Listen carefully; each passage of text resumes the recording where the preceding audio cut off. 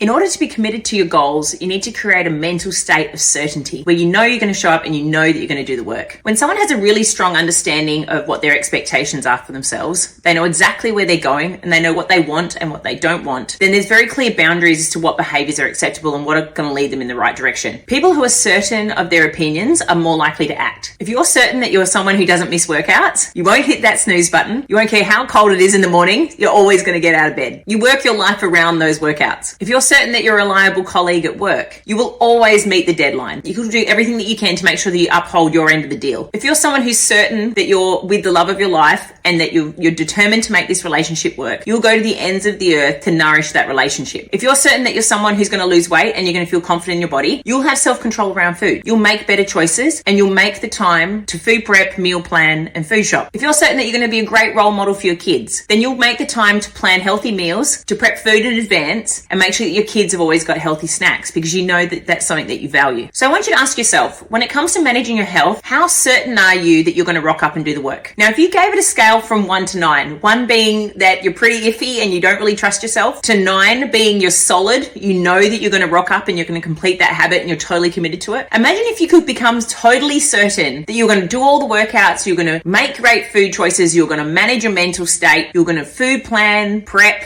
be organized with your time. If you were certain about that, you'd be living an identity where you're already a healthy person. Now, the thing is with certainty is when you have a low number, so say if you lack certainty and you don't really know if you're ever going to show up and you can't really trust yourself to get out of bed when that alarm goes off, or you can't really trust yourself to consistently meal plan or food shop, then what happens is you give less energy to that habit. Whenever we feel like we lack confidence or we don't feel like we're very good at something, naturally we mentally try and retract from it because our self-esteem is greatest when we're working on the things that make us feel good. So if you feel like you're not competent in a certain area, or you feel like you're not very good at that habit, know that naturally you will try and retract from it and you'll try and avoid it and you'll probably procrastinate. But keep in mind that nobody becomes confident in any habit or becomes competent or certain that they're going to rock up and they're going to do the work unless they continue to rock up. Now, they say it takes 10,000 hours to master a new habit and to master a skill. And so if you keep this in mind, if you think of 10,000 hours in the gym, 10,000 hours of working on your stress management or working on your mindset, 10,000 hours in the kitchen preparing healthy food, that's a lot of time, right? But imagine how confident you would feel and how certain you would be that you would continue to rock up and you would do that habit. So ladies, you have to give yourself grace. You might not have the confidence in the beginning and the certainty that you're going to rock up, but know that you will get better with every rep that you do. Every time you rock up, you learn a little bit about yourself. You find out what works for you, what doesn't work for you, and then you become more certain about your practice. It's the art of continually rocking up even when you don't feel like it that make you better and better.